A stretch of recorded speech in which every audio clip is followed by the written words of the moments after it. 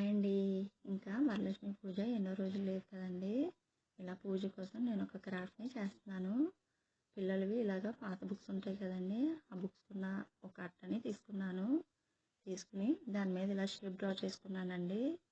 తర్వాత ఇలా blouse pieces ఉంటాయి కదండి వాడనివి, అలాంటి ఒక బ్లౌజ్ పీస్ని తీసుకుని అట్ట ముక్క దాని మీద పెట్టి ఇలా కట్ చేసుకుంటున్నానండి.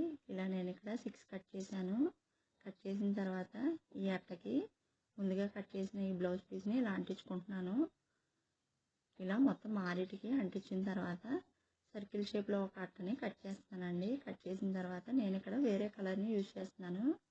కావాలంటే అదే కలర్ని అయినా యూజ్ చేసుకోవచ్చు. ఇలా నేను ఇక్కడ గంధం కలర్ని యూజ్ చేశాను. తర్వాత ఈ సర్కిల్కి చుట్టూరా స్టోన్ లేస్ని ఇంకా గోల్డ్ బాల్ లేస్ని కూడా ఇలా అంటించుకున్నానండి. నేను 3 వరుసలు అంటించాను, కావాలంటే ఎక్కువైనా అంటించుకోవచ్చు. సర్కిల్లో డెకరేషన్ అనేది నేను లాస్ట్లో చూపిస్తానండి. ఇలా అవుట్లైన్ వరకు రెడీ చేసుకున్న తర్వాత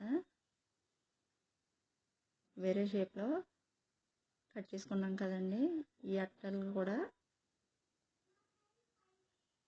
ఇలా లేసెస్ పెట్టి అంటించుకుంటున్నాను. నేను ఇక్కడ 2 వరుసలే అంటించాను, కావాలంటే ఇంకా ఎక్కువ కూడా అంటించుకోవచ్చండి. ఇలా అంటించుకుని మధ్యలో ఫ్లవర్లా అయినా డెకరేట్ చేసుకోవచ్చండి కుందన్స్తో. నేను ఆకులా వచ్చేలాగా అంటించుకుంటున్నాను.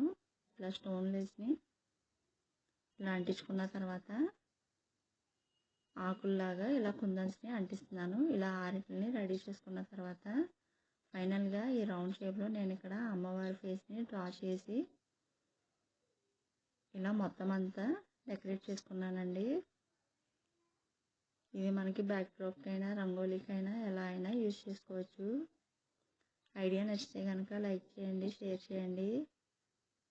మరిన్ని ఐడియాల కోసం ఛానల్ని తప్పకుండా సబ్స్క్రైబ్ చేయండి. Thank you for watching.